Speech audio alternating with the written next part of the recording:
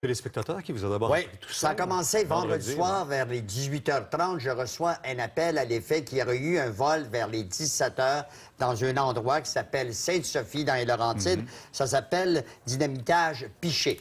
Alors, lorsque j'ai pris connaissance de cette nouvelle-là, j'ai communiqué avec les autorités policières et là, ça a été la loi de l'omerta. On nous a demandé de ne pas faire état de ce vol-là.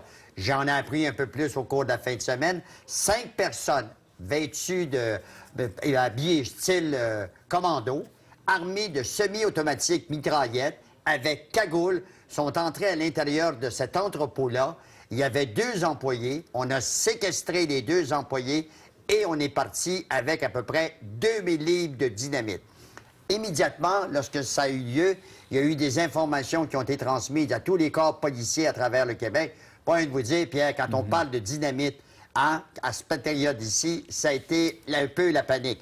Donc, la GRC, la Police de Montréal et la Sûreté du Québec mettent leur effort. Ce matin, j'ai interrogé Parce que la quantité est importante, ce qu'on Oui, 2000, c'est oui. beaucoup. À la Sûreté du Québec, on ne veut pas donner la quantité, sauf qu'on nous dit que ça peut être lié. C'est la raison pour laquelle on a demandé aux escouades spécialisées du crime organisé et des motards de faire enquête.